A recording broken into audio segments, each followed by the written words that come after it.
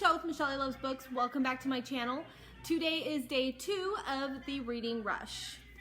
Today's video challenge is 2 truths and a lie. Here we go. I have read this book, Simon versus the Homo Sapiens Agenda. I have read this book, Beautiful Creatures. And I have read Adolescence. So you get to tell me which one is the lie.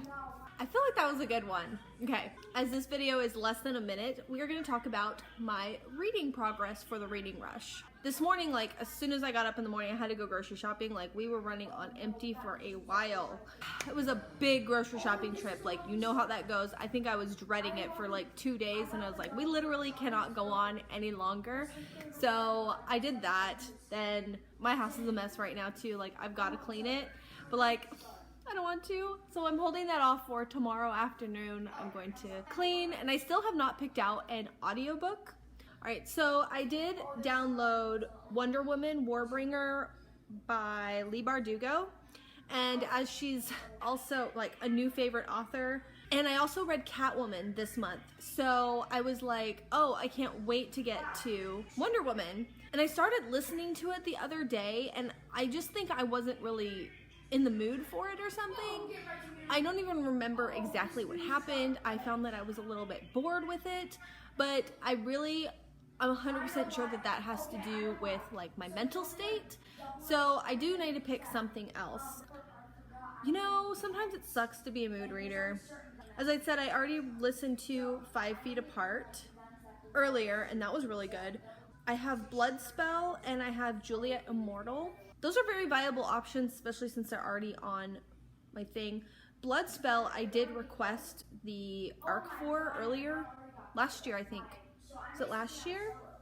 Yes.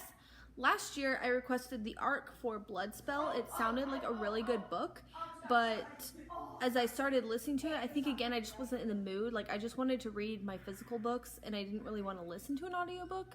I think that's really been my hiccup here that's preventing me from getting into an audiobook.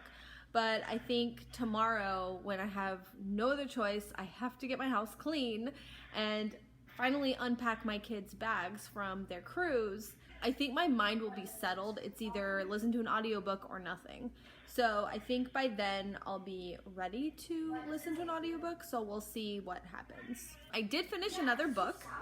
Wait, did I update? Oh, I didn't update. So I finished 2 books yesterday. Between yesterday and today, I finished 2 books from my last video. So I finished the end of City of Bones, and so good. Like, I really wanted to just turn around and pick up City of Ashes next, but then I was like, no, I need to finish these other books.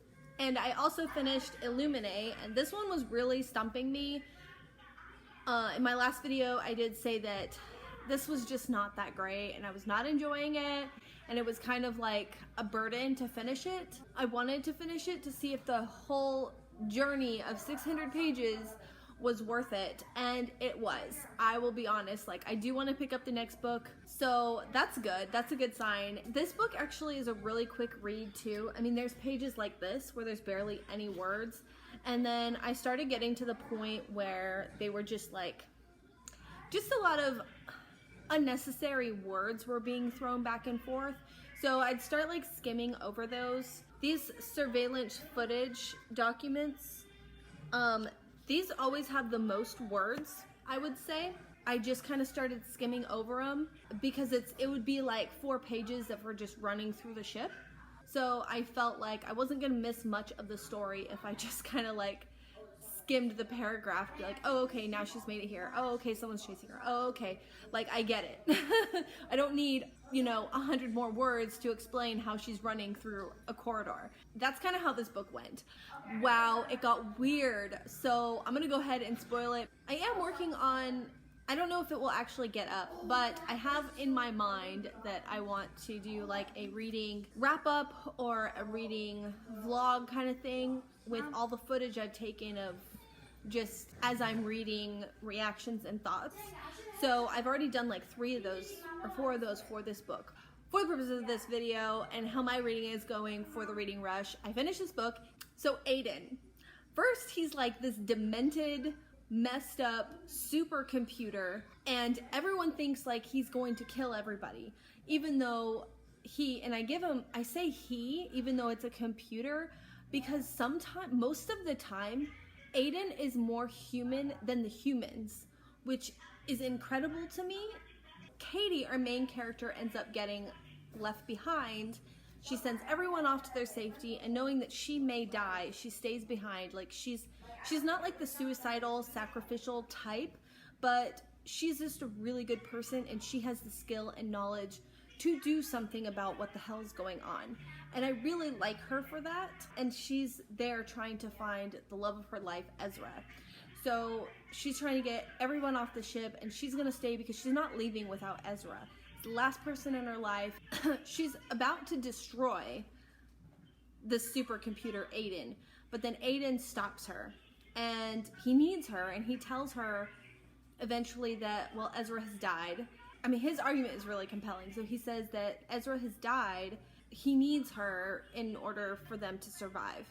So they start as they're waiting for the end and trying to do what they can with what they have left.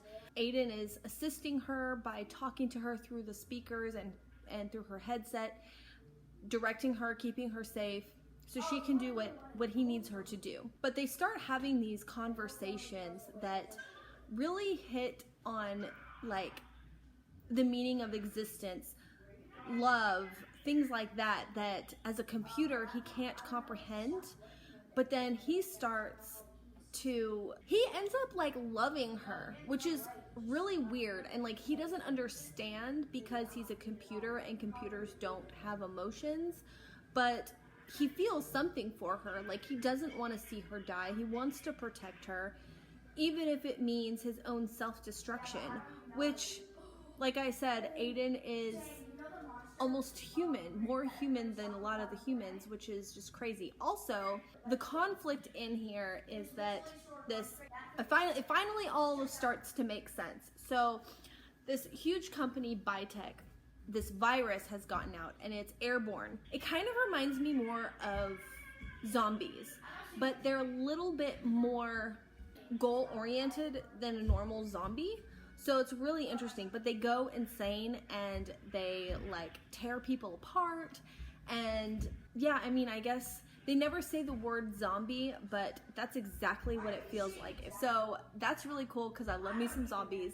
Also, I didn't know, my husband said that the format of this book is how World War Z is written, which I absolutely love that movie, but I didn't know it was a book. I kind of want to read the book now. So Aiden loves Katie.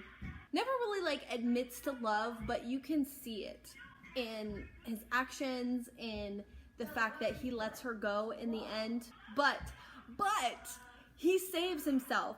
So one of the ghouls or whatever that's destroying Aiden at the core says something that Aiden can repair itself. They use that, download a piece of Aiden into her little tablet, and then she's also been exposed to gamma radiation, so she could die, but she takes a pod and just goes out into space and with her tablet, and even if she dies, she still can save Aiden, kind of, because they will eventually find the pod with or without Katie alive, and they will download the information on her tablet, and thus Aiden can rebuild himself and live.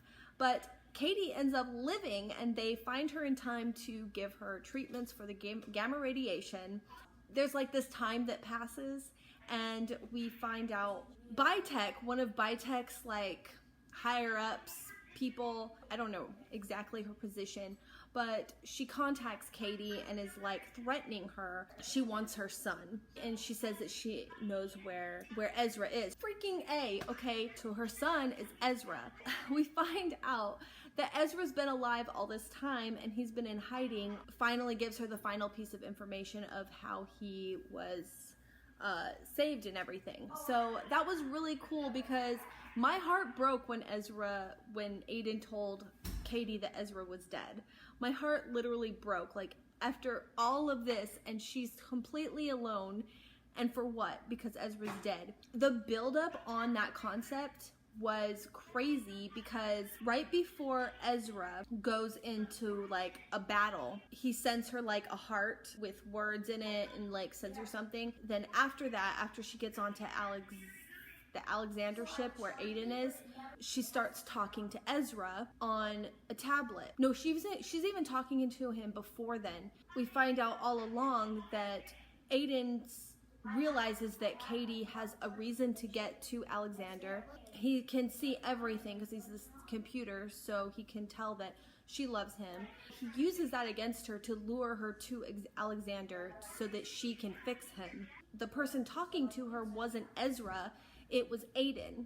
She gets lured out to Alexander while she's talking to Ezra, who is actually Aiden. Aiden finally admits that since the last message before that battle, like with the heart, was the last message she actually received from Ezra. That was like almost 200 pages prior to when he told her. And I was like, holy cow, that whole time was like Aiden, actually. When that was revealed, it was like, oh my god, I cannot believe that just happened. So that's what's up. Anyways, I am very happy that I read this book, despite the struggle going into it. I will be finishing up this book today, hopefully. I don't think it's too unrealistic because I didn't plan on a whole lot of other things to do except for this video and reading. And then also last night I did start A Court of Wings and Ruin.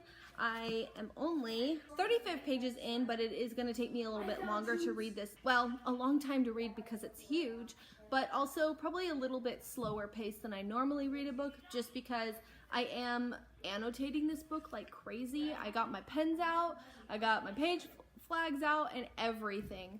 So I already have quite a few notes in here because this is crazy. The way this book started is just, what the hell is going on? I'm pretty sure this is book 2. If this is book 3, then what the hell? After making this video, I realized this is book 3. No wonder nothing made sense. Unfortunately, everything is spoiled for me now, so that sucks. Okay, so now that I think about it, I'm wondering if this isn't book 3, and that's why it's not making sense to me.